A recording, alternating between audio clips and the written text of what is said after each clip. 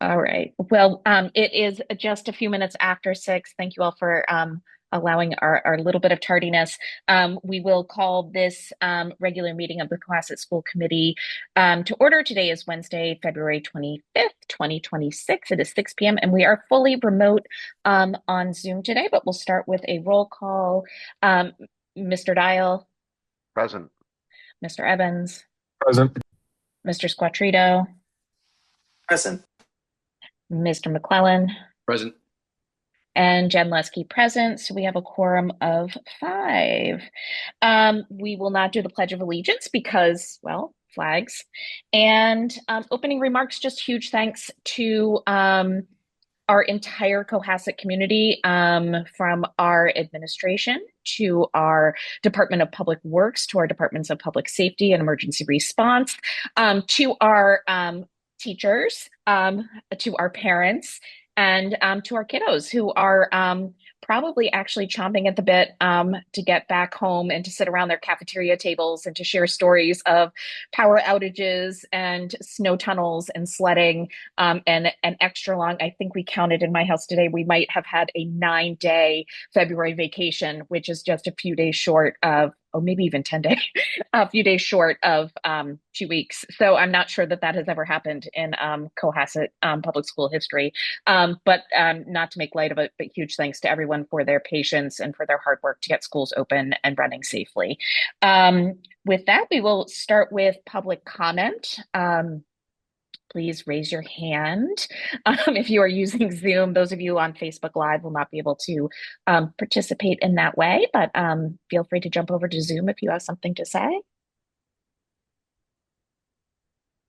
Okay, not seeing any comments. We will move right along to the superintendent report with Dr. Sarah Shannon. All right, thank you. I don't have a large report today because we haven't been in school for 3 days, and the week before was February vacation, and we just had a meeting right before we broke for vacation. But I would like to reiterate what Chair Lesky just said and thank the people who worked tirelessly to get us back up and ready to go to school tomorrow. Our custodians, the DPW, our bus drivers who were out digging out all of our buses, the facilities team. It was a lot of work to get ready for today. And when you drive around town, the amount of work they've done is visible.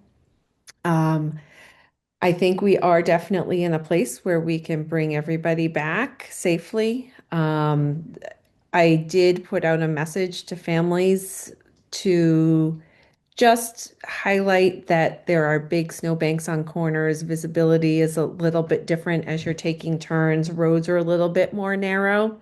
And so if people can make sure that they speak with their children about being a little more cautious in the morning as they're standing at bus stops or walking to school. Teen drivers aren't necessarily used to driving around like this. So a few extra minutes on their end would probably be beneficial. I'm going to try and get mine out the door a little earlier tomorrow. Um, and we're just asking for some patience tomorrow. I anticipate that the lines pulling into schools will be a little longer than normal. We're sort of letting go of tardies for the morning because we know that that's going to be a little bit of a different scenario as we get used to driving around the way it is. Um, but I feel really fortunate for us to be back in school tomorrow. A lot of our surrounding communities are not. Power has been restored to, I think, at noon today, there were only 5 households without power, and that was a while ago. So I'm hoping that they've been restored. And I know that not all communities can say that, and not all communities can say that their side streets and their small private ways have been plowed. So we know that for some of our staff, it'll be a little bit of a struggle tomorrow, and we're willing, we know that, and we're accommodating for that too. Um, so this is our fifth snow day of the year, which it's been a long time since we have said that. Again, I'm not going to ask you to vote on or acknowledge a new last day of school because I don't want to jinx us and bring on more snow days, but right now New last day is June 25th. It's a Thursday. That will be an early release half day. Um, and, for folks who are new to snow days, snow days are not necessarily built into the calendar, they extend the calendar. So our last day of school was scheduled to be on June 17th. For every snow day, we add a day. We really can't go beyond June 30th, so hopefully we don't have any more days. We have 3 days of wiggle room right now. There have been years where we've gone to June 30th, but we are really hopeful that that doesn't happen. So I will communicate to families in my newsletter this week that tentatively the last day of school is now June 25th. And so other than that, I don't have any typical updates, but we are going to move to the calendar for next school year. But questions? Looks like Mr. Dial has his hands up. Yeah, I was using my virtual hand because I think I that's so love it. polite. Um, so, so, Dr. Shannon, one question that's come up from people in the community is whether or not, because obviously people don't want the school year to extend further into the summer, whether or not there's possibility of taking some days from April break and using those instead of tacking them on to the end of the year. I'll play my cards and say I'm not a big fan of that, but I have heard it from people. And so I just thought I'd do my civic duty and pass that on as a discussion point. Yeah, I only think we'd look at that if we were extending, if we had enough snow days to extend beyond June 30th. Because people have plans, our teachers have plans, and we have administrators that have plans. And so that really is a last resort.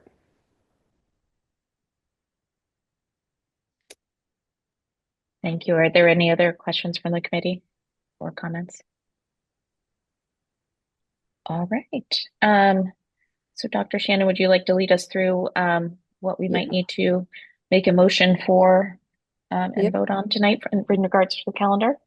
So you have two draft calendars for the 26-27 school year in your packet. Um, we have, since the last time, added in our early release days. They don't change vacation dates. They don't change last day of school dates. They just are early release dates. They are still continuing to be on Fridays. They are approximately once a month. There are some months without them because those are already short months with vacations or with Thanksgiving or with conference days at both the elementary and the high school. So really, the decision in front of you is around the Good Friday date. This year, it currently is scheduled to be a half a day of school. In the past, it was a full day of school for the last few years. In years before that, it was a no school day. Many districts, rather than giving the day as a religious holiday. It's a day of low attendance or an operational day. And so last year we did a lot of research based on the attendance of both staff and students and did a survey of families and students or families and staff. And the decision was made to try a half day so that folks could be in the schools and then school would dismiss in time for any religious observation. And so unfortunately, not unfortunately, the fact of the matter is we have not made it that far in the calendar yet, so we don't know what data we have, but we are looking to set the dates for the 26-27 school year because families and staff do start to make plans. And so the hope is that tonight you would vote on either draft one or draft two of the calendar, so that we can move forward and let our families know what the school year will look like for the 26-27 year. Thank you, Dr. Shannon. Are there comments, questions, thoughts from the committee? I guess, oh, Mr. Corey's Evans? got his hand. Perfect. You set the standard, sir. I I asked every parent I could that would give me a moment, and kind of the same results in person that we got from the survey, which was a little bit just make a call.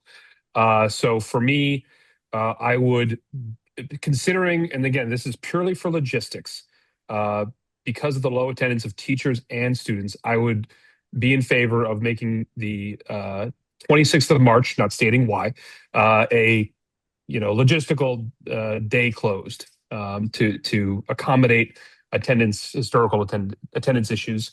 Nobody that I phrased that to had objections to it in any way, shape, or form. Obviously, um, you know, it's not for Good Friday. It's for the logistics of we need people in the buildings to educate them. So that's where I landed out on it based on my conversations with everyone I could bother. Thank you, Mr. Evans. Mr. Daya?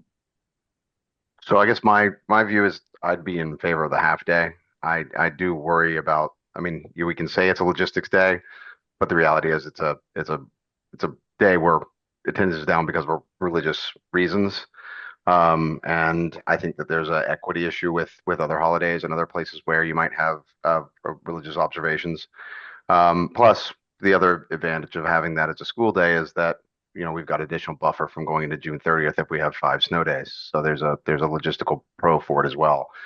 On the low attendance, I think that's a sign not of that attendance won't the attendance is impossible on Good Friday. I think that's um, a artifact of years and years of custom. And as new parents and new families come into the schools, they would be accustomed to Good Friday being a half day, and people would plan accordingly, and that would become part of the culture. So I still say that I get the logistics for making it a half day, and then that actually aligns with it does give people room for their observations, but I'd go with half day over a full day off. Any other comments from the committee? May I Mr. follow up? McClellan? Sorry. Oh, Madam go Chair, ahead. may. Superintendent Shannon, do you have the survey results handy, just where we're making the vote? I know you presented them last time, just where we're taking the vote here. It may make sense just to remind everyone because we had this debate last year, made a vote, and based on the survey, and we don't have any data to contradict that right now. So it doesn't make sense really to depart from that prior decision. So could you just remind everyone what the survey? Yep, so 46.4% of the responses were for a half a day of school, 27.9 were for no school, and 25.7% were for a full day of school. Thank you. Mr. Evans, did you have a follow up? I think the survey results are kind of all I need to hear. But I don't quite follow the logic for a half day because, if it's I don't know why the half day is the right answer. To me, it doesn't really make sense, right? If it's not a religious holiday, it should be a full day. If it's an attendance issue, then making it a half day is not going to encourage better attendance.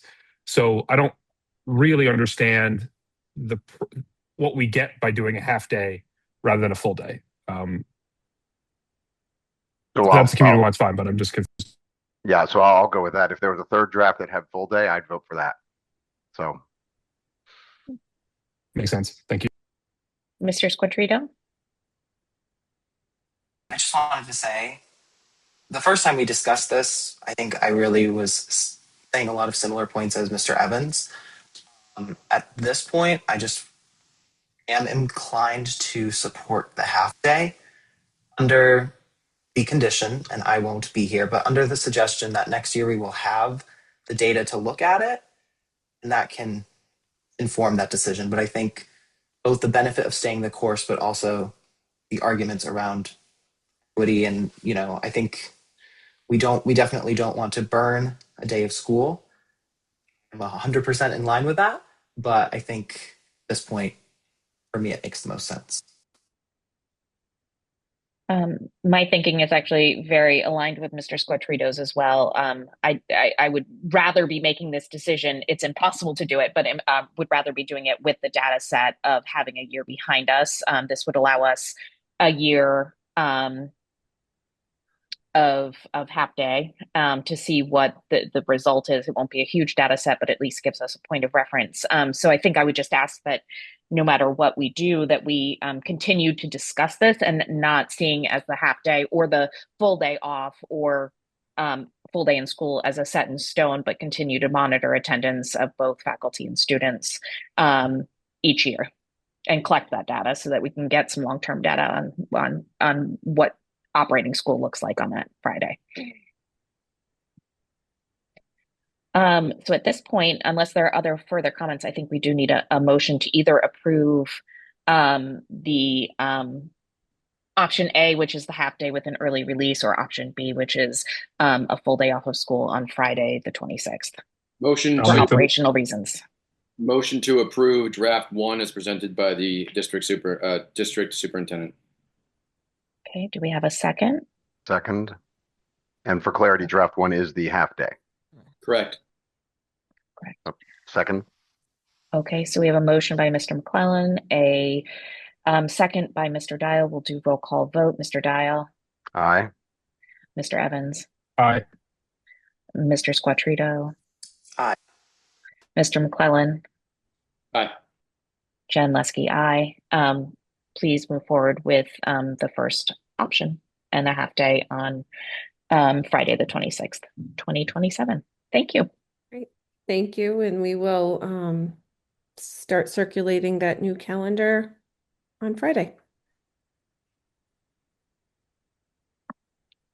Okay, teaching and learning with Dr. Leslie Scollins, please. Hi, everyone. Well, I don't really have much to say because we're on vacation and we've been on snow days. So we'll be getting back to school tomorrow and getting everybody back on track. So that's really all I had to say for today. And we'll be talking more about it next week. All right. Thank you, Dr. Scollins. Are there committee members with any follow-up questions? Just asking in case anyone has something to say. So Okay, many questions. great. Okay. Then let's move on to Block E, Budget, Resources, and Governance. We have some gifts to accept. Okay, so there are 2 gifts from the PSO.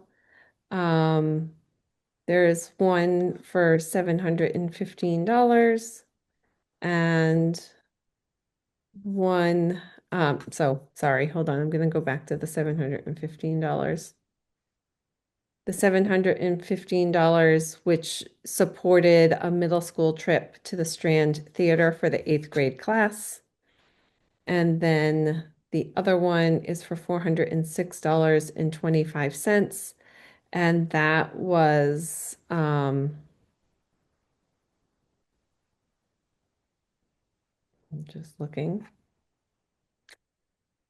for math day materials. So I would ask that you vote to accept both of those gifts, and I would thank the PSO. They are wonderful partners and supporters of so many things, from materials for our schools to enrichment activities like the field trip for the 8th grade English classes. And so I would turn that over to you, Chair Leske, to move forward to vote to accept. Yes. And I will seek a motion unless there are other comments or questions about these gifts. I'll move to accept the gifts for the PSO with the thanks of the school committee. Seconded. Thank you. Motion made by Mr. Dial, seconded by Mr. McClellan. We'll do a roll call vote. Mr. Dial. Aye. Mr. Evans. Aye. Thank you, PSO. Mr. Squattrito. Sorry, I didn't hear you, Mr. Squattrito. Okay, thank you. And Mr. McClellan. Aye. Thank you. Jen Leske, aye. Thank you, PSO, for all that you do to make our schools wonderful, and for the generosity of your volunteers and supporters. It really is a huge gift to our community. gift accepted. Thank you. Thank you. And then we have our monthly update. Okay, so just sort of given the circumstances, I'm going to share most of this, and Miss Owen is available for questions. So let me share my screen.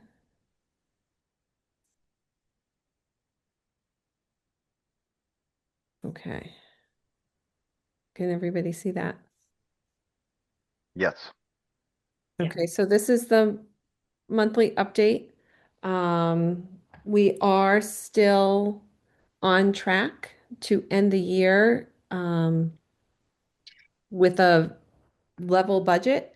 Right now, our operating budget approved from the town is just under $25 million, and that includes a one-time allocation that was appropriated over the summer on July 1st for $150,000 for special education, which gets us quite close to that almost $25 million. At this time, you can see that between actual expenditures and our encumbrances, we have committed almost all of that funding. We just have an uncommitted balance of $23,333. We have started a few months back with a budget freeze so that we can make sure that we don't go over that amount. And we know that we are, running the risk of potential overages in utilities, potentially athletics. We had hoped that maybe this year we had over encumbered in utilities, and we had hoped that maybe we'd come in a little bit lower. I don't know that that's going to happen with the most recent weather. But we do know as well that with those budget freezes and with some shortfalls that can be addressed through transfers to revolving accounts, including kindergarten transportation, facility rentals, and some salary savings, that there's approximately an actual amount of $97,000 that will help us should we come into contact with any additional unexpected shortfalls. So we do believe we are still on track to end the year in a way where we have had a very balanced budget for FY26. So if you have any questions about the current update, either I or Ms. Owen can answer them. Are there any questions from committee members? Mr. Evans? Yeah, I just noticed that we've got a lot of attendees here. Just top level, could you just give a little explanation, a difference between an actual expenditure and an encumbrance, and what that means for the uncommitted balance? I can. Sue, do you want to take that question though?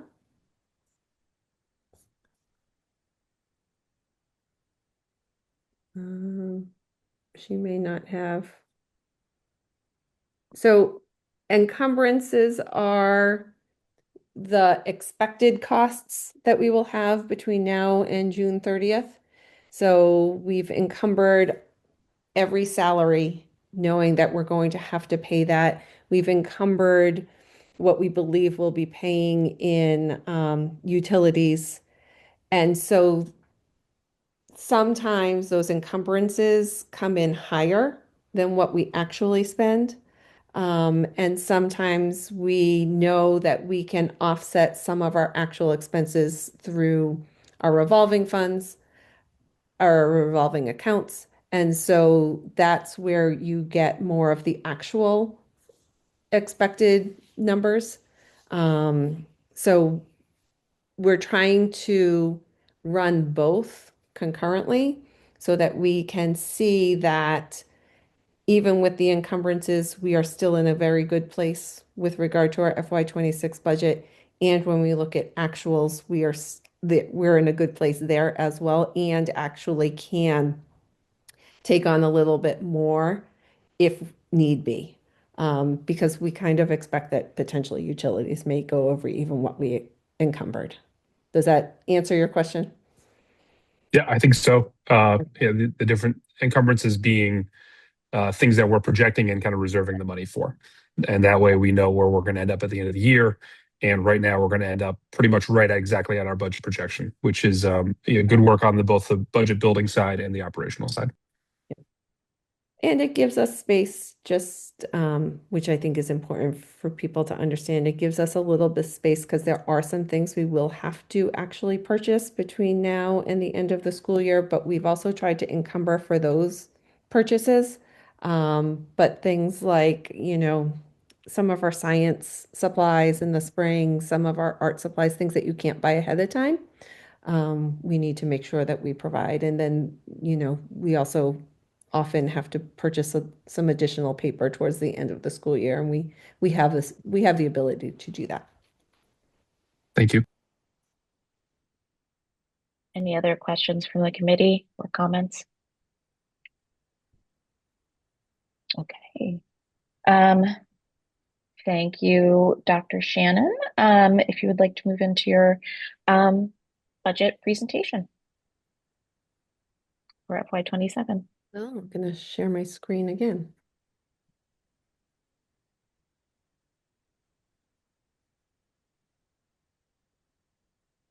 Can everybody see that? Yes. Yes. Okay. So something I've said at the beginning of each of these presentations is that if you go into the resources, you'll see that this is a very lengthy presentation. It's because I have built upon each presentation. I am not going to represent everything that has been presented throughout this budget cycle. I am going to be presenting new information though, so that everybody knows where we are almost as of today, really as of Monday. And I say that because things do change regularly. There are shifts that could potentially happen between now and the end of June, which impact a lot of what I'm going to share with you today. And I will continue to keep people updated as those changes happen. So since I last presented, there have been some decisions made and some things that have been finalized. So one of the things that we've been doing as a leadership team over the last couple of weeks, including over vacation, we had a day when all of the administration was in working on this. We've been fine-tuning this budget so that we could try and minimize the impact on the district and on our staff. And so we have found a way to go from 11.88% requested to be level service to 8.82%. And I'll explain how that happened as I present tonight. We also have confirmed with the town manager that we can expect a 3.62% increase over FY26, and that is the equivalent of $898,905 for FY27. That increase will leave us with almost a $1.3 million deficit from level service funding from that 8.82% ask. And then this presentation is going to offer you updated recommendations for how we can close that financial gap. Before I get into that, I wanted to talk about this resource, and it's a resource that we talked about when we had the joint meeting with school committee, select board, and advisory. It's a resource that was put out by the Massachusetts Municipal Association, and it talks about how cities, towns, schools receive funding. And what it does, I think, very well is it lays out the structures that were implemented across the state of Massachusetts that were designed to help fund cities and towns. It then talks about why those structures no longer work. And so I think it's a great resource for anyone who's wondering why Cohasset, why almost all of the towns surrounding us and across the state are facing financial shortfalls. And it's not just the schools, it's the towns themselves, the municipalities. And it's not because of operational challenges necessarily. It's really because of structural shortfalls. And we need, as a state, to come up with some different ways of addressing those. I think our legislators, our representatives are working towards that, but it's going to take some time. And so there are some levers that we can pull over the next couple of years that will help us in between the current structures and any new systems that the government creates. And so that's a great resource for anyone who's looking to learn more. So this slide shows our initial FY27 recommended budget that I presented earlier in the winter. It is the budget request where we were asking for 11.88%. And I want to show this because I'm going to show you what we're going to do differently this time. And I want people to be able to see the difference. It's not that we're taking things away, it's that we're actually able to look at how we approach the budget differently. And before I go to the next slide, part of the reason we felt comfortable making this shift is because we have actually done so much work in the last year and a half to ensure that when we're budgeting, we are truly accounting for every expense that we have, and we are accounting for those expenses based on actual numbers. So not those projected numbers that I was talking about, not numbers we wish they were, the actual spending that has happened for each individual line item. Because we feel like we have done such a better job budgeting upfront, we feel more comfortable offsetting some of our costs at the onset of the budgeting process rather than at the conclusion of the budgeting process. If you listened to when I just spoke about the this year's budget and the monthly budget, we talked about offsetting some of those costs at the end of the year, and that's how we were going to make up some of that difference. With this budget cycle for FY27, we're actually going to account for some of those offsets from the get-go. Some of that offset comes from grants. When I go into the slide where I show where we're offsetting some of the grant money, you'll notice we're not offsetting with all of our grant money. The reason for that is that not all of our grant money is guaranteed. Anyone who was paying attention to the news earlier this school year knows that federal funding almost didn't come through to schools. And for a district like Cohasset, whether we get some of that federal funding is different every year. Last year, we didn't get any Title I grant money. So for us to count on getting that money would do a disservice to our budgeting process. Additionally, many of our state grants, rather than going up, have been going down. And so we, again, don't want to rely on something that we don't know what the number is going to be. So we try to rely on what we feel is a guaranteed amount from some of those grants rather than what we fully received this year, because what we received this year is actually less in almost every category than what we received last year. We also try to use some of our revolving account balances and do some of that offset work again at the start. The big area we really looked at was that athletics revolving account. It is still in the negative. That's true. But with spring sports coming up, we anticipate that that will end up the year in a positive, not a big positive, very small. But that in the fall, we're going to start to take on new fees and build that account back up. And we felt comfortable offsetting about $100,000 of the current operating budget with the revolving account. We also tried to do some offsetting of kindergarten. Again, we didn't account for, like this year, I think we have 104 kindergartners or 109 kindergartners. We didn't account for that number because we don't know how many kindergartners we'll get. Registration has just begun. So we accounted for about 75. We felt comfortable going with that number. And it will continue to change as families register. So where we are right now, this is how we got to an increase of 8.82% being level service. Again, it's through those offsets at the onset of the budgeting cycle versus the end of the budgeting cycle. However, that does mean that we are still short a significant amount of funding. The amount that we are short is just under $1.3 million.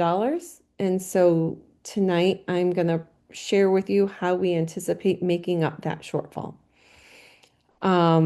We've looked at everything. We have relooked at every line item, every department budget. And if you think back to the pie, right? The pie of what our school budget is made of, the majority of our pie does come from salary. And so while we looked at every line item and have made reductions where we can, there's a reality to, in order to get to almost $1.3 million, we have to reduce in the salary line items as well. And that's really hard because when you talk about reducing in a salary line item, you're talking about positions. But really, we're talking about people. And we have really great people in Cohasset.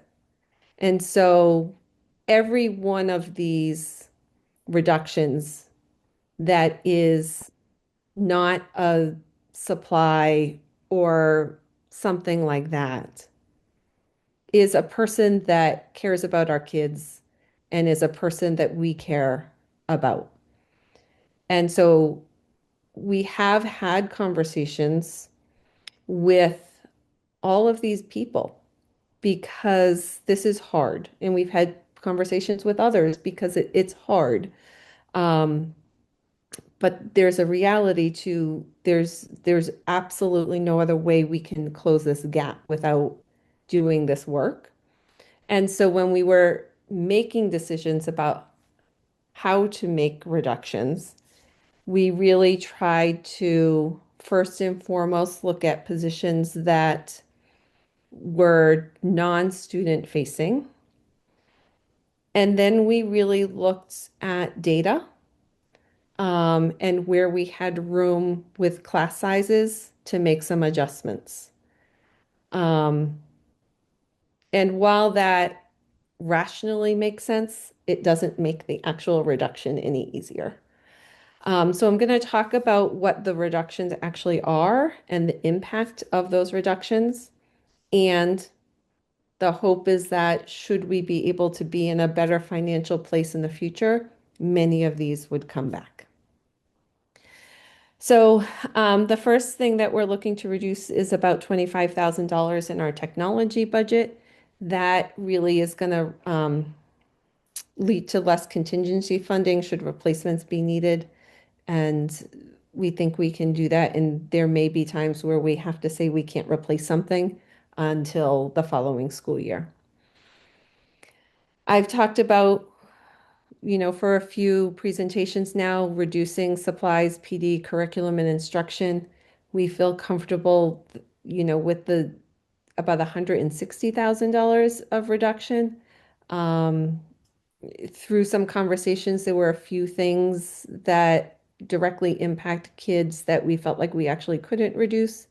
But again, it's teachers living with fewer supplies, fewer access to resources, and almost no, if not any, professional development for next year. We are looking to do a central office reorganization. That will allow us to save a salary in the central office. The impact is less support for myself, for Dr. Scollins and or whoever takes her place. And school committee a little bit, but we'll shift some responsibilities there to make sure that you have the support that you need. Also looking to reduce a school front office administrative assistant, and that will reduce front office support for that school. Looking also at reducing administrative stipends. This is a hard one because part of the work that we've been doing is to build teacher leadership. It's also to move the goals we laid out in the strategic plan forward. And to do that, we need instructional leadership. And so this will reduce the instructional leadership in our district, we hope, for a very small amount of time. And then the principals, assistant superintendent, myself will pick up some of that difference as much as we can. We are looking to make some reductions in athletics. We've been looking at some of our smaller teams, sunsetting some of our co-ops. That does not mean that our students who are currently engaged in some of those co-ops can't continue to participate. Sunsetting means that those who are currently involved will be able to continue to be involved until they graduate. We also, in working with Athletic Director Rotundi, have identified some teams where we can potentially reduce a coach. And so we think we can save about $25,000 there. So here you see reducing a pre-K classroom. The numbers that came in, because we've already done pre-K enrollment, do not support more than one pre-K classroom. So we are going to be, instead of running 1.5 pre-K classrooms, we are going to run only one classroom. The reason that you see zero savings there is because that's actually accounted for on the I'm going to show you on this page in retirement savings. One of our preschool teachers is actually retiring, and so we can reduce that additional pre-K position that our enrollment doesn't support, but we don't have to do a reduction in force to do that because the teacher's retiring. And so the savings from that position, part of it is already identified in this overview.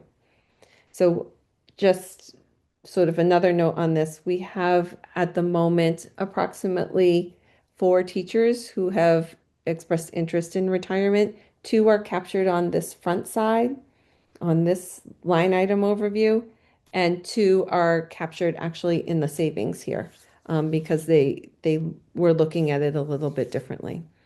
As we reduce that pre-K classroom, it also means that we would be reducing an ESP position, which is a savings of about $25,000. At our elementary schools, some of our specialists, like our phys ed, art, music, library positions,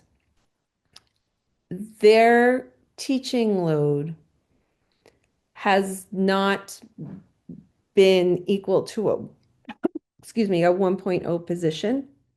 And so the principals have looked very closely at what percentage of a full-time FTE those teachers are teaching, and we are adapting their FTE status. FTE stands for full-time equivalency. Their FTE status based on what they're actually teaching. That means that many of those teachers will go from a 1.0 teacher to a 0.93 teacher, or a 0.92, or a 0.87 teacher. And because many of them have a lot of seniority in the district, it also means that they will have to teach between buildings. So teachers who were only in one building may have to teach in 2 buildings currently or next year. And so the impact is that their FTE will match their current teaching load, but it also means that teachers are going to have to travel between buildings, and some teachers won't be a 1.0 teacher anymore. It also means that there's a loss of instructional technology support for staff. Students will still receive their instructional technology classes, but the staff component will be lost. With some of this shift, we also believe that Deer Hill students can take chorus as part of their general music class while still also having the opportunity to choose to take band and an instrument in fourth and fifth grade. And in making that shift, we can reduce a 0.5 music teacher. We have a potential retirement at Osgood. This is a position that, because of the seniority of the staff member and who we believe we can hire in, there's about a $51,000 savings. There won't be any impact here really other than the savings, because we'll still be replacing this position as long as enrollment in kindergarten ends up being what it has been in the past, and it won't have any impact on students. At the middle school, when we started the budget process and I shared what average class sizes were, average class sizes at the middle school in both ELA and math were around 14 or 15. And so looking at that data, there is room to reduce both an ELA position and a math position at the middle school. It will bring the class sizes up to about 21, 22, which is very much aligned to other class sizes at the middle school. So there's a savings there that is a little bit bigger than what's expected at the ELA position, because we also had a teacher in the ELA department who is retiring. And so this savings represents that retirement. The math position is a savings of $63,000. And again, similar to the ELA story, that those class sizes will go from 14 to 15 to 21, 22. And this is one of those areas where the impact is losing a great person. Actually, many of the rest of these is we're losing just a really great educator. Middle school, again, special education position. We're going to restructure some caseloads at the middle school level. It will also reduce the therapeutic learning center framework a bit. We will still be able to provide services to our students as written in their IEPs. This position, though, actually, a teacher has resigned, and so that is going to be how this position ends up becoming eliminated. The middle school, also, we looked at the technology position. This reduces programming for students in consumer science and coding, but also really reduces technology support for staff. But again, when we looked at positions and where we could have an impact that had less of an impact on students, positions where it was teacher support versus student support was an area that we looked at. Similarly, at the high school, when we looked at class sizes, there were some departments where we had room to make some shifts. One of those departments was math and technology. There will be larger class sizes at math. Again, they'll range from 17 to 26 versus smaller than that, which many currently are. And there'll be some reduced programming in the computer science. In the art department, again, that we currently have 3 teachers in the art department at the high school. Based on class sizes, we believe that there's room to increase those class sizes without them being so big that they can't run, even though the art sizes traditionally are kept a little bit smaller. We still have some room there. World language, this is a position we talked about last year. We were able to bring it back with some hiring, some really good hiring, but we are back with this being on the table. given the amount of money that we have to reduce. And so this will result in larger class sizes for language courses and potentially some mixed level courses like we saw in some of the other subject areas. And then in social studies, again, there was room based on class sizes to make a reduction in this department. It does still actually allow us to maintain many of our social studies electives. However, one that we're considering may not be a scheduled elective is AP Psych, but that could be a course that students are able to access in a different way. And the last thing on our list is actually electrical savings. And while this seems sort of small potatoes, it actually has a big impact. Many classrooms, and I understand why, because I actually am in the same boat and will be having to make this shift. We have a microwave or a small refrigerator so that we can just grab what we need if we have 10 minutes between a meeting or a class to eat or whatever the case might be. But in talking with districts who have truly made the shift to only using the appliances available in common spaces, they estimate that in utilities, they are able to save close to $100 per classroom. So we are going to make that shift. I think some schools actually have made that shift. We are going to be far more diligent about making sure that anything that is plugged in that is not actually school related is unplugged and removed. And we think we can see some significant savings there as well. So these are the reductions that we're recommending at this point. Again, things could shift over time between now and when I ask you to vote the budget. And, while I mentioned the impact for each of those reductions, there's an overall impact on the district. I think the first impact that actually isn't written here, because I just wanted to speak to it, is the impact of morale. And when we see our teachers, our colleagues, our friends losing their positions, that's hard. So I think that's the first and probably the biggest impact.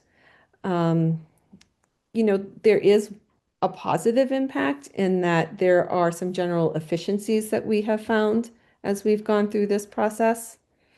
But we're also going to have less contingency funding, fewer supplies, materials, and instructional resources, minimal, if any, professional development, which leads to less movement towards our goals, larger but reasonable class sizes, and loss of support for administrators. And for our teachers, we're going to have far more teachers who are just having to make do to maintain the student experience, more staff supporting students in more than one building, so they're going to have to travel, and a loss of some really talented and committed educators and staff members. So this does not come without pain, and I think some of those losses will be felt for a long time. And the hope is that as we look to find more sustainable financial solutions, we can bring many of these positions and hopefully people back. I did want to take a moment and talk about what was not impacted, because there's some things that have been talked about in the past. And one of those things is reading and math specialists, K through 8. We've done a lot of work with regard to MTSS and to providing intervention so students early on can build strong foundations in reading and math, and we have seen great results for our students in those areas. And it serves all of us well to be able to provide those supports through intervention rather than the IEP process and possible increases in special education evaluations and subsequent IEPs. In addition, similarly, we felt strongly about maintaining class sizes right now at Osgood and Deer Hill. Those class sizes are very much on par with where the secondary class sizes are going to be next year. And so we felt like maintaining those right now is the right choice. They support student engagement, social emotional learning, and academic achievement. And again, they are creating the foundation in all areas that allow for greater success for our students when they get to middle school and high school. And so all of this, as I've said, has an impact on morale and on our staff. And so we're trying to do the best we can to support them, though this is hard. We have very structured reduction in force protocols outlined in our contracts. So we're being very cautious to follow those and to make sure that our staff knows what those protocols are. We're trying to give timely notification. I want to thank all of the staff and the administrators who, even though we were out this week, had some conversations that weren't easy. But we felt like it was really important that that this meeting tonight didn't happen without anyone being impacted, not knowing. We're going to continue to provide ongoing updates to individual staff members as well as you as they become available. And as we work through this process, we'll make sure that any staff member impacted receives formal notification as well. And wherever possible, many of us are very well connected. And so support staff with our networking and helping them to find new positions in other districts. And so our work as we move forward is to continue to refine as more information is available, to continue to provide updates. We have 2 meetings before a budget vote. One is actually next Wednesday, so this is not for people watching. Normally we have a week in between meetings. That is not the case here. We meet today, we meet next Wednesday. And then again on the 18th. The 18th is going to be the night where at 5 o'clock we have a full budget hearing, and then we'll have our regular meeting at 6. And then we'll have it's really an additional meeting on March 25th, where the only agenda item will be to vote on the proposed FY27 budget. And then following that vote, the next time anything happens with the budget will be at the annual town meeting on May 1st, where the town approves the budget. And so at this point, I'm going to stop sharing and take any questions. All right. I do see that a question has come in from our virtual audience, but I will start with committee members' comments or questions, and then we'll get to any other comments or questions from the public. We'll just do alphabetical order. Mr. Dial. Thank you. Dr. Shannon, thank you for the detailed presentation. I mean, you covered a lot of the angles. I mean, all the angles, really. You know, the impact on why we're here, what we need to do, what the impact is going to be, and how we're going to mitigate that. And that's really all we can ask of an administration. That's all the community can ask of a school. We are in a not great, to put it lightly, situation where we don't have the means to do the services we need to do. And so it's requiring some realignment. And as a school, we don't have a lot of options. We are funded by a tax base, and it is kind of a fixed high that is allocated among the schools and the town, and there's only so much we can do. Last year we did what we could as far as raising revenues and raising fees and cutting free programs, and you know, that obviously was not ideal. This is even less ideal, but it is the reality. And I think your point that you made earlier that I want to underscore is that we're not alone in this. This is a statewide thing. I would feel extremely bad if we were the district that was struggling financially, but there are districts who are struggling much mightier than we are. But this is just the reality of several things that have happened across the state.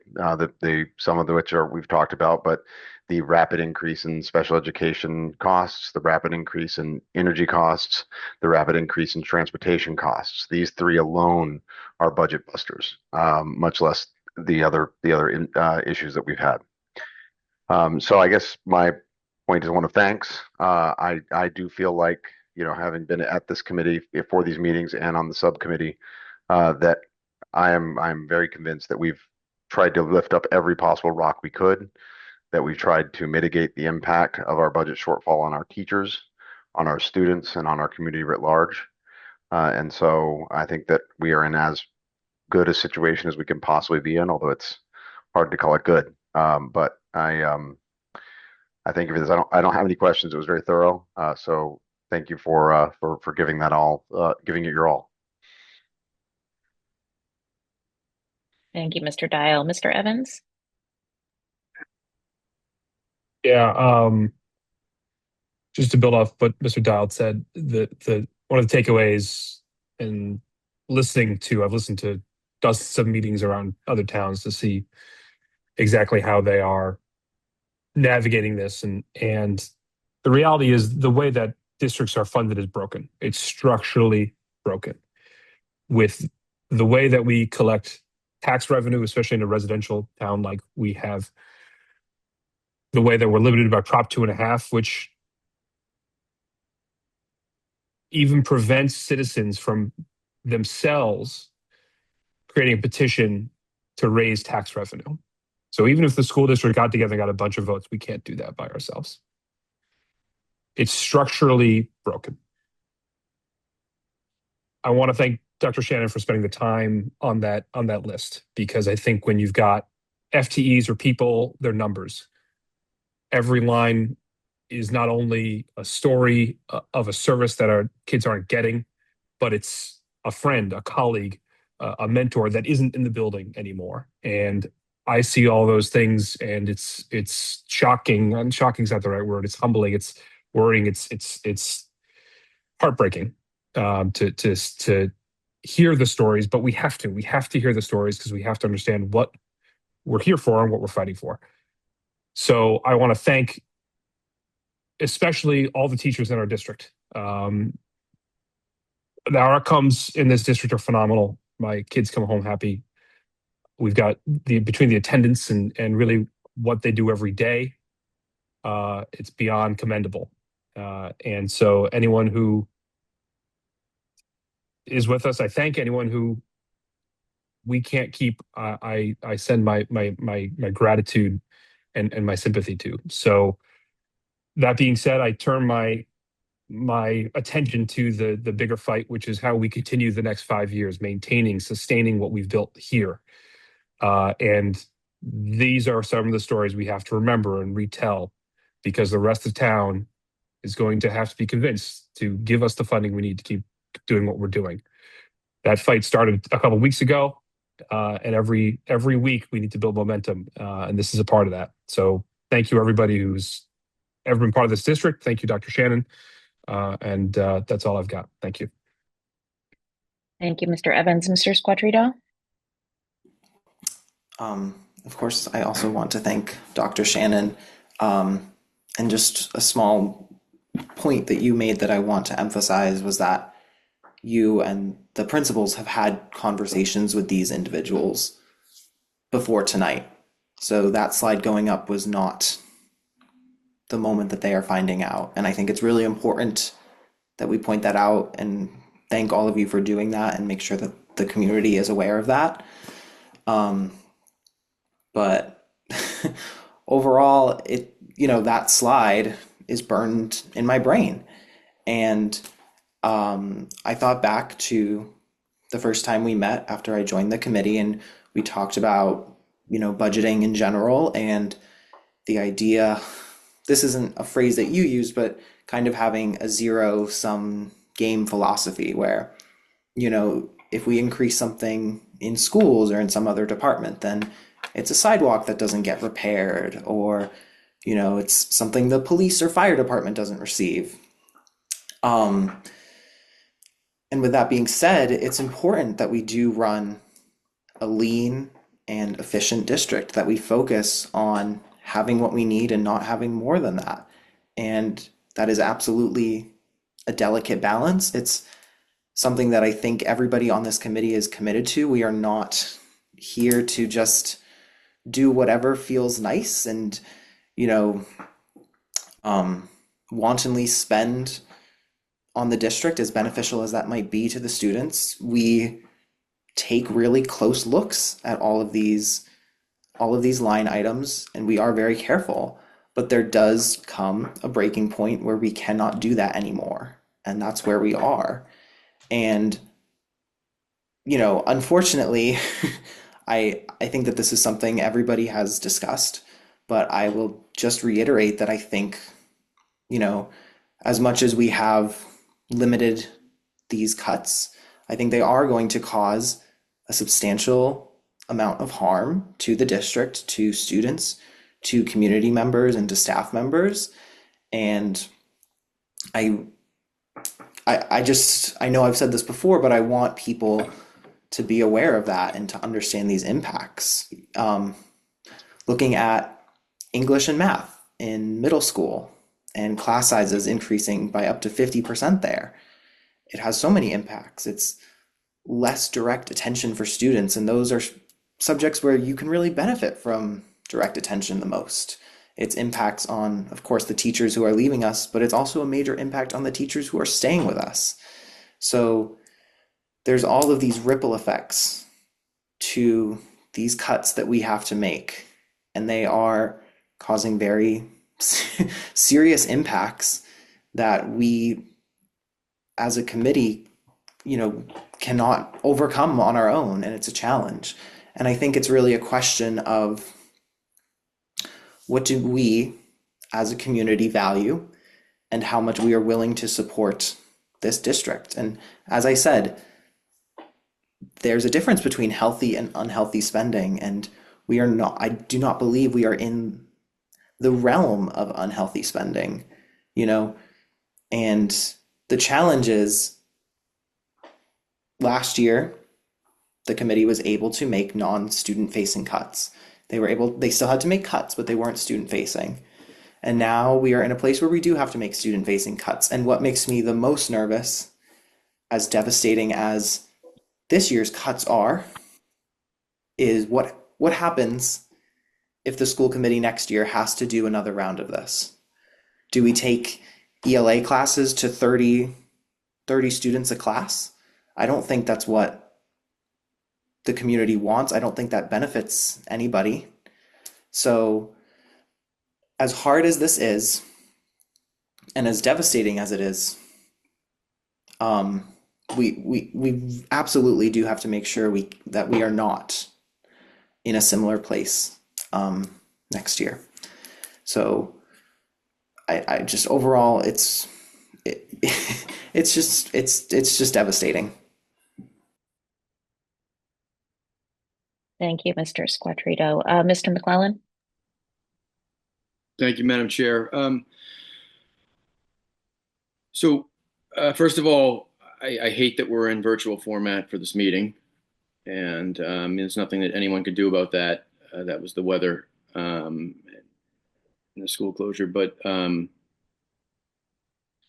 I want to acknowledge that there's no one in this committee or in the administration that is excited about any of these cuts. But I'm going to speak my mind because I feel very strongly about this. I think that we're all kind of talking in the past tense already. I refuse to accept this. I understand that you need to be objective and not emotional about something like this. However, I in the 7 years that I've been intimately involved with this school district, I have seen it evolve into something very, very special. I'm extremely protective of it. Our teachers are what they're the heart, right? They're the lifeblood of this district. And I personally feel that, you know, we owe it to them to do everything possible. And Dr. Shannon, I'm not suggesting that you haven't from your end. However, I am committed to public service because I'm a big believer in community. And Mr. Squatrito was, I think, alluding to this point that I'm going to bring up.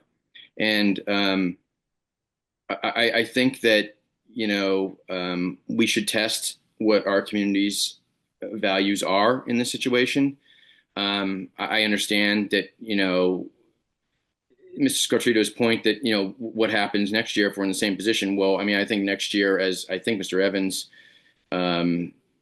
addressed, we're going to be thinking about different financial solutions, and we're going to be, you know, formulating a potential override for consideration. We don't have the time to do that this year. That does not, in my opinion, I don't think that necessitates rolling up the white flag at this point. I know that the clock is ticking. I know that we have to vote on the budget next month at the end of the month. I am just telling everyone I'm going to initiate some sort of campaign to try and get the families to independently contribute to the schools. It may not be something that resonates with everyone. You might be sitting here listening to me and saying, you know, that McClellan guy's crazy, and this is a public school, and I'm not throwing any money at it. It's not a private school. But, you know, from where I sit, it is the largest public asset in our community. We produce amazing graduates. Mr. Squatrito just matriculated from our school district not too long ago. Look at him. He's here doing an amazing job. He's the type of young adult we want to create. We are creating. I feel strongly about this. I think that the CMS reductions are very concerning because that is a critical pipeline to our high school. And I think class size there, small class sizes, go a long way in towards student achievement. We have, you know, the 9th best public middle school in Massachusetts that we were just ranked. I mean, these things, we do not retain that level of service if we are jettisoning talent. And I'm not suggesting Dr. Shannon wants to do that. She is giving an objective sort of articulation of our current state of affairs and some very rational, reasonable approaches to alleviate those problems. I'm very concerned about this and what it will do to the future of our school district. So I'm going to do something, and you know, and maybe, you know, the CTA can collaborate with me. I don't know. I feel very strongly about this. I do not want to see some of the assets that the human resources that we were talking about here are exceptional educators, are immense talent. It's just not something that we want to lose. We will be the worse for it. And I want to do more. I want to do everything. I want to be surprised. I mean, I want to be satisfied that we did. Mr. Dial, you indicated that we've lifted every stone, or however you put it. I don't personally feel that way right now. I feel like we have not done that.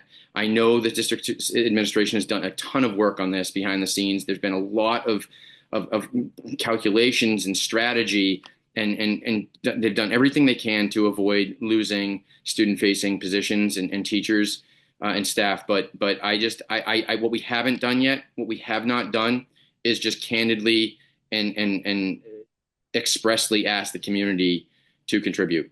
And I'm prepared to do it.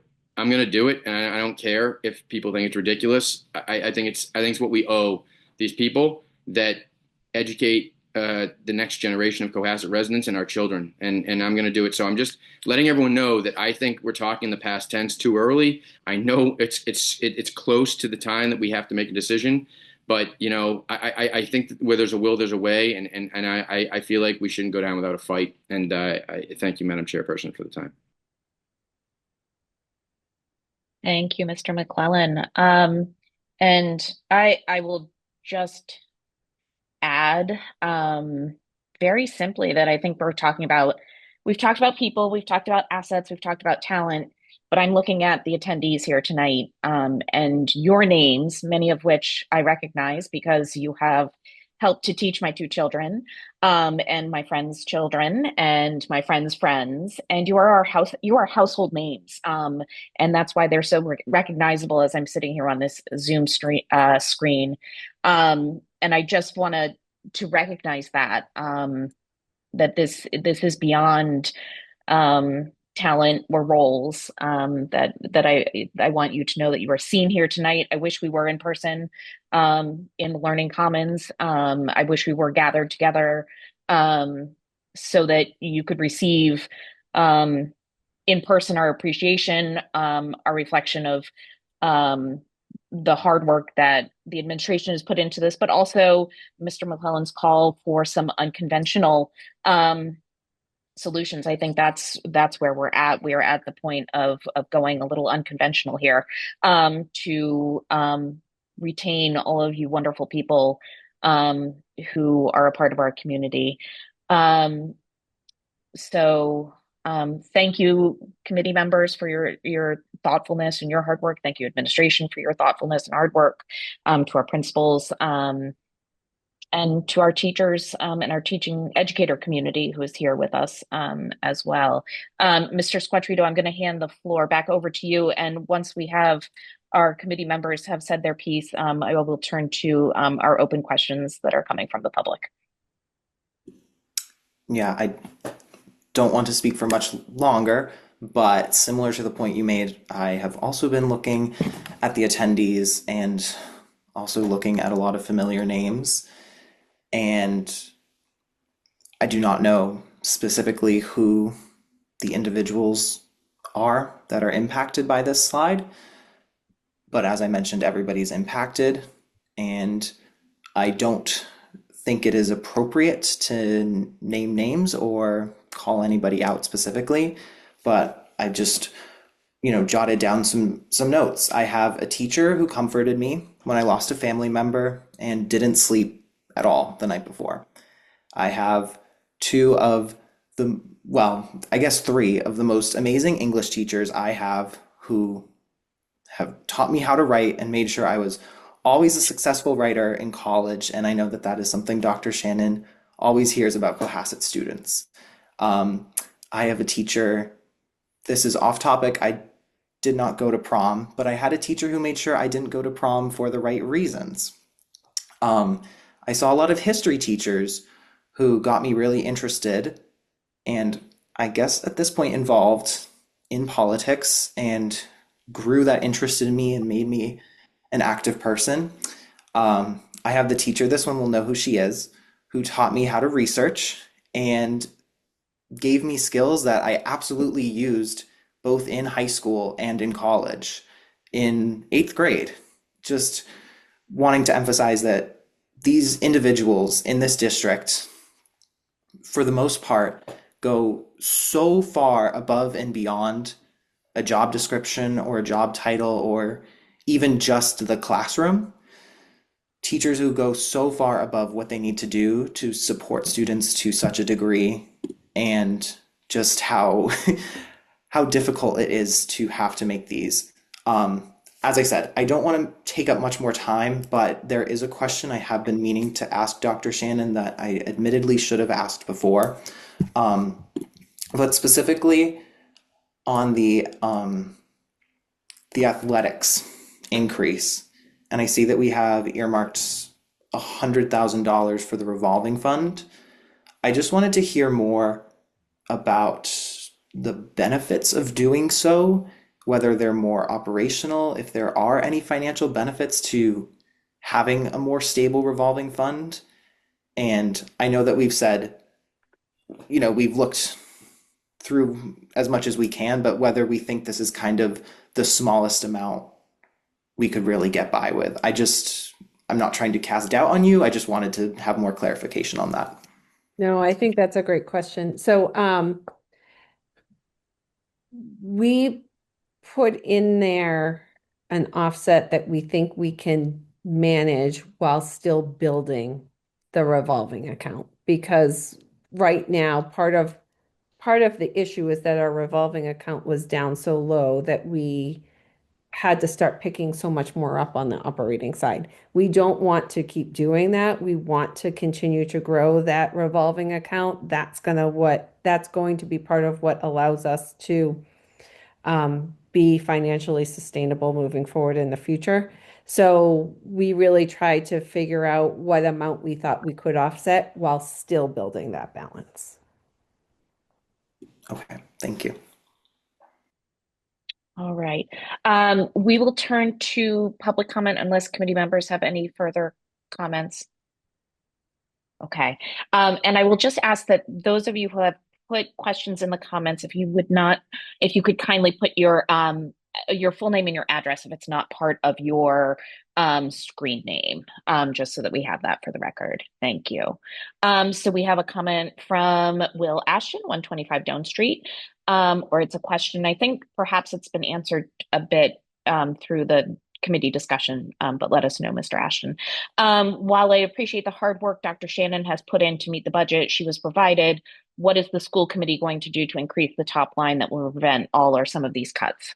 I think we've talked about moving towards some more unconventional independent fundraising and looking towards long-term solutions to the way in which schools are funding and being a part of that.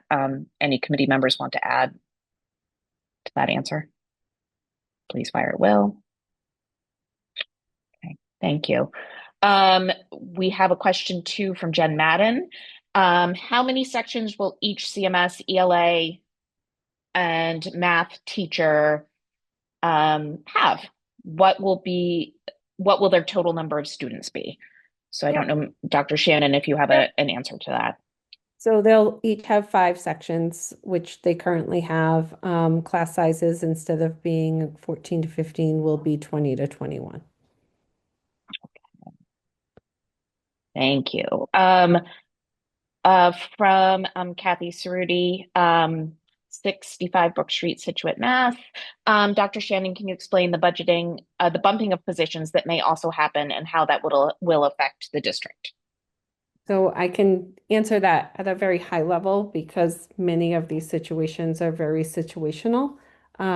So when you look at the reduction in force process as outlined in the contract,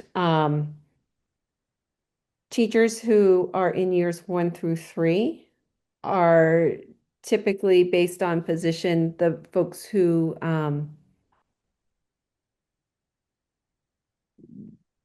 if that position goes, those are the teachers who would be reduced first. Teachers, though, who have been here longer and their position is being reduced,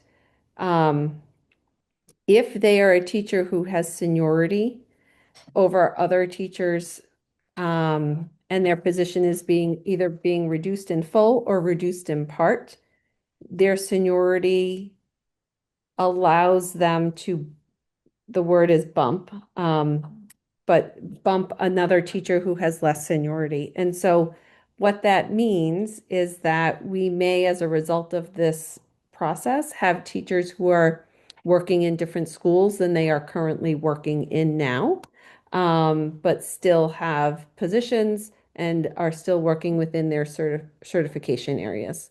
A teacher in one certification area cannot bump a teacher in a different certification area unless they also have that certificate or certification.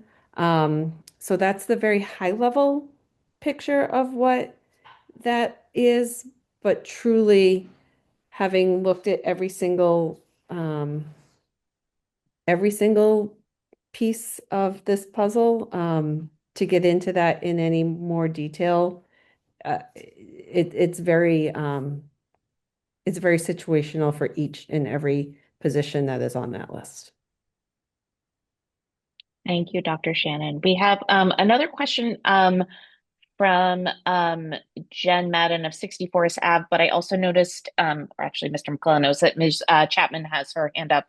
Ms. Chapman, if you could just send me a note if you would like to be promoted to a panelist to speak rather than typing in your question, or if that was just a little bump of your mouse or something.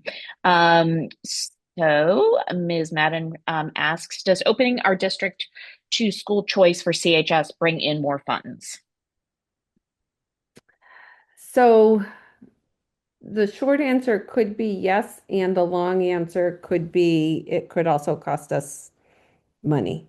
Part of why the district has voted in the past to not open us up to school choices because there's a possibility that that would open us up to greater special ed out of district tuition costs. So it's not as easy as just voting to bring in school choice. There are a lot of other factors that need to be considered when that is on the table. And if I can Thank just you. chime in on that, because we do consider school choice every year, and every year I have in prior years I've asked the same question, and the response that I've gotten is that we're running a district that's fairly close to capacity as far as where we want to be versus students versus resources, both faculty and staff as we're talking about now, but also physical resources.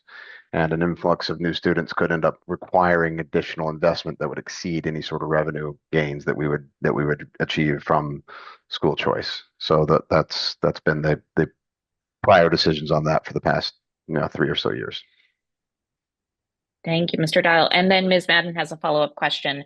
For the total student load for CMS, ELA, and math, did you say 5 sections? Will this take the number of students above 80 students?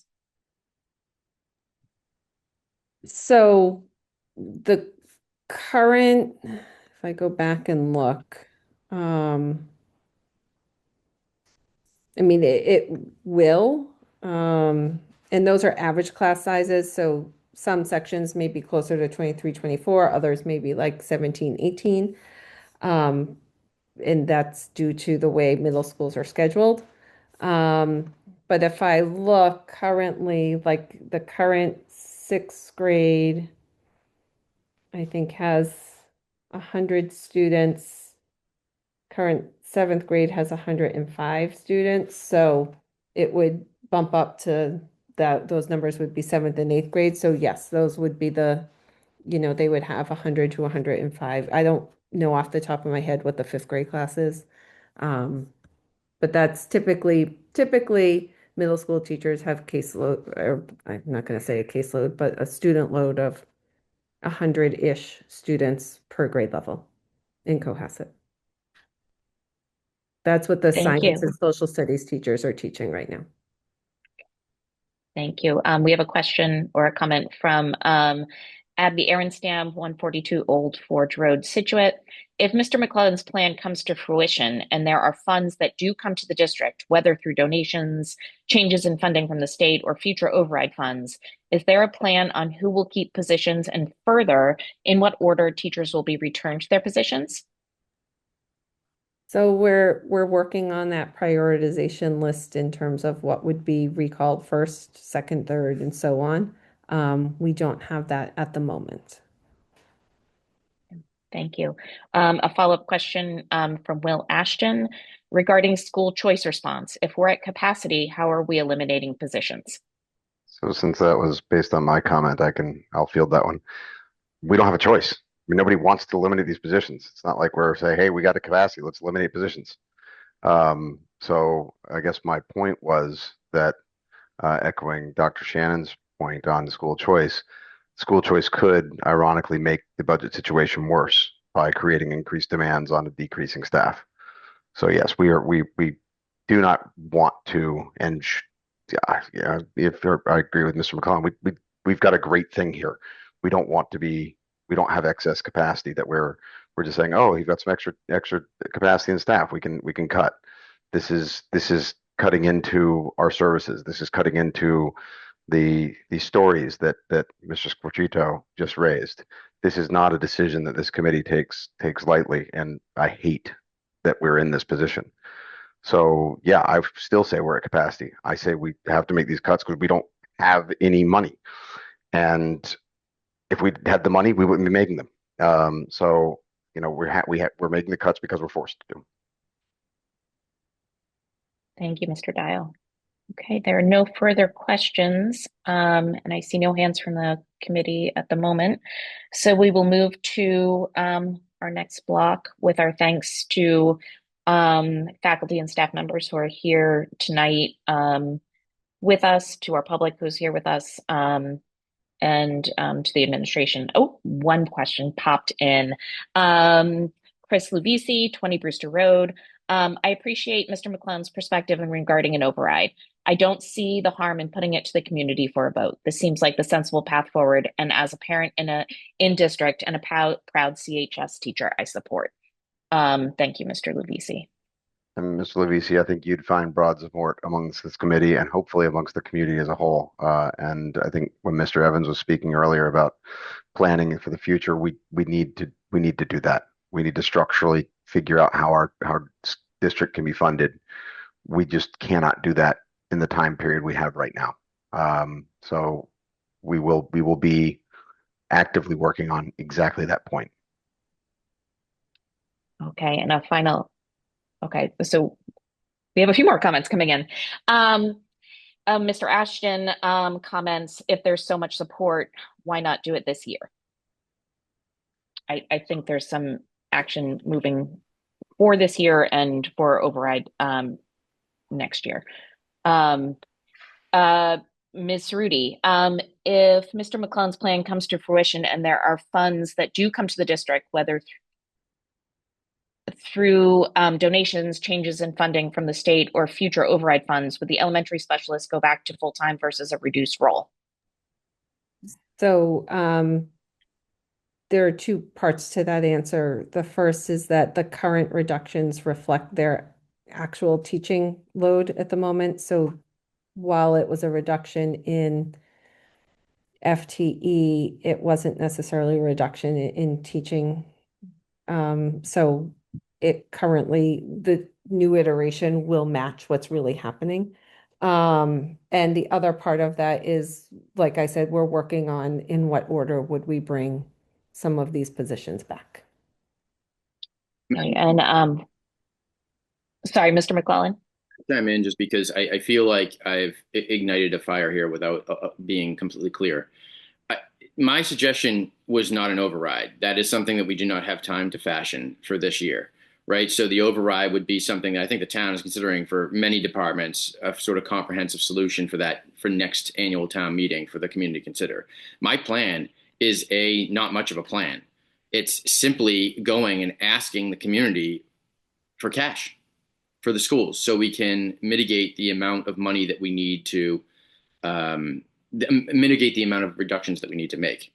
And that I think it's an important measure to at least attempt before reducing all of the positions that Dr. Shannon just presented. And by the way, Dr. Shannon is presenting a very rational and logical list based on a lot of work. It is not her job to speculate upon whether or not we can get, random contributions from the community. I am a representative of the family stakeholders as a member of this committee, and that is why I am suggesting it. So I want to make it clear that I believe in our community. I know how important education is to our community, and that's why I'm suggesting it, because I think it is a reality. But Dr. Shannon, as superintendent of schools, cannot consider that as a solution when she's putting together the budget considerations and potential reductions. I just feel strongly that we should at least explore this. So I just want to make it clear to everyone what it is I'm saying. I am saying I am literally going to have T-shirts made and go to the dump and ask people to give money to this public school system so that we can reduce the amount of positions that are being reduced for this upcoming fiscal year. It's not much of a plan. And I don't know, I'm gonna reach out to various stakeholders that I think might be helpful with this. And, if the CTA wants or can even participate, I don't know what the legalities are around that.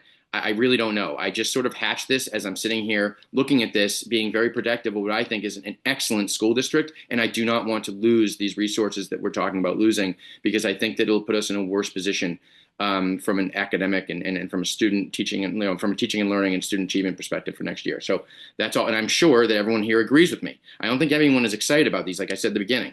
So I just want to be clear about what my quote unquote plan is, because it's not much of a plan. It's basically, a glorified version of me standing around, places in town with a Folgers cup asking for people to put money into it. But I think people will. And, I know that we'll have at least one contribution, and that's from me. I don't know how that I think it ends up being a gift or something that we have to accept. And then the district superintendent in collaboration with the school committee would probably have to, as Dr. Shannon was just articulating, decide how that is best applied to the district's budget. There's any conversation or specifics about which positions would not be reduced or would have priority is completely speculative, because we don't know what amount of money, if any, we'd be able to raise. And and this is all sort of an evolving thing. So I just think I don't want to. I think I unfairly put the superintendent on the spot, and that's because I am somewhat emotional about this. Our superintendent is not. She's being very objective. Well, she's not emotional about it, but she's being very objective about it. And so I just feel like I unfairly put her in a position to sort of articulate the details of some plan that I just hatched, and I don't think that's fair. But I do feel strongly about it, and I'm going to try to do it. I think we owe it to the teachers. So that's just it's me independently. No one knew about this until whatever it was, a half an hour ago, before I said that I was going to do this. So I just wanted to mention it publicly because I am going to do it, and I want to tell everyone. Thank you, Mr. McClellan. I see committee member hands. We'll have Mr. Evans, followed by Mr. Squattrito, and then Ms. Madden has a follow-up question. I can attest that Craig has not talked to me about this. And but what I was going to say is, Mr. McClellan, why don't I think to put some structure around your effort, and I think both your effort is excellent. Why I think the first step is for us to meet with the probably the town manager and the town treasurer collector to see exactly what format and in what's the mechanism for it. We should have a t-shirt, you can make him, but let's figure out exactly what that means. I do also think that we have to answer questions about, well, if someone's donating to the district, what can that money be used for, right? Some funds are restricted. So I think I'm happy to help you try to put some structure around that effort if you're around anytime during the next couple of days. Thank you, Mr. Evans. Mr. Squattrito. I would also be interested in helping. I don't know exactly how open meeting law plays into that, but that is something that I would be very interested in helping with. But I actually just had a small point, and Mr. Evans, I want to defer to your knowledge on this, but I think it might be important to mention that we don't have the ability to start an override. In the budget that Dr. Shannon has presented, we don't have the option of putting a vote on the agenda for an override. I think that's something you've mentioned before. And correct. As a school committee, we have complete authority over our school budget. But as the town budget, we're just five members of the town. We have no more authority as a school committee over the tax rate or anything like that. We also can't get a bunch of parents together and force something on the warrant. It's literally the law prevents us from doing that. So we have to go through select board, then advisory, and go through the structure that's set up for us. And that's why we've started that work already, because it's important that we do it for the next 5 years and get a good plan. I think Mr. McClellan's plan is a way to try to triage some of the wounds, but it's certainly something we can't plan for. He just said so we have to, unfortunately, work through this structure that was set up way before most of us were alive, and do our best to secure the future through that structure. Yeah. So sorry, I don't want to give speeching there. No. I don't want to give a civics lesson, and I don't want to pass the buck, but I would just say, for specifically on the point of an override, I think a lot of these comments are much better placed in the context of a select board meeting, because that is exclusively their power. Obviously, we have some degree of bully pulpit as school committee members, but it's just not something that we could put on the agenda and vote for. And we have a large audience, so I just wanted to point that out. Thank you, both Mr. Squattrito and Mr. Evans. I think that point cannot be made often enough. We are not sitting here ignoring that opportunity. It is just not an opportunity available to us as a school committee. Dr. Shannon. I was just going to actually answer Ms. Madden's question, but I don't think you've asked it yet. Oh, what funds do we have in the Special Education Stabilization Fund? Yeah, no, that's a great question. So a couple things with that. So had some really good conversation with the town manager and the town accountant about this. So right now, there's just over $99,000 in a special ed account. I'm not going to say issue, but the fact is that right now it's sitting in a special education stabilization fund. And so in order to get it out, what we actually are going to be doing at the spring town meeting is we're going to be voting. There's going to be a warrant to create a special education stabilization fund, which is based on Mass General Law. So we need to do that. And then what we can do is vote to transfer the money from the special ed stabilization fund to the special ed, oh my goodness, I just lost my word that I've already used. Revolving? Not revolving, the special ed, Reserve, Stabilization. reserve. reserve fund. Okay. Thank you, sorry. And then we can vote to take that out and use it towards special education. So because that's a process that may take us through November, I actually can't count on that money, but we know in the background that that may be there. So we're kind of factoring that in as well. So when you saw the slide that listed the positions and the other things that we were counting on for reduction, the top number was a little bit higher than that bottom number. And part of that is because we know that that 99,000 can come in and support the special ed line items, which would then offset some of our other line items. So it's, I want to say 99,200 and something dollars. And at some point, we then need to have a conversation about how we then continue to fund that special ed reserve so that it's there should we need it in case of extraordinary circumstances. Thank you, Dr. Shannon. All right. It looks like everyone has had the opportunity to speak that would like to speak. And so we will move on to community relations, communications report from school committee, subcommittees, and liaisons. Do we have any reports? Mr. Evans, either you or I could report on our nice meeting this afternoon. All right, I will do that. The communications subcommittee met this afternoon with Dr. Shannon and Dr. Scollins, came away with a few action items of how we might better present the agenda and getting people engaged in our meetings going forward. And so you will see the fruits of that labor and those ideas coming forward, as well as Mr. Evans and myself joining the broader communications committee that is working, that is made up of parents and other stakeholders in the community working on general communications for the district. Anything you'd like to add to that, Mr. Evans? Okay. Any other subcommittees or liaison reports? Okay, seeing none, we will move on. We do not have any topics not reasonably anticipated by the chair. We do not have any minutes to approve. We have I no will have reason to minutes for the next meeting. Thank you, Mr. Dial. I'm way behind, I know, but I actually have some done. I just need to get them in time. Okay. Thank you very much for all of your work. You do a beautiful job with those.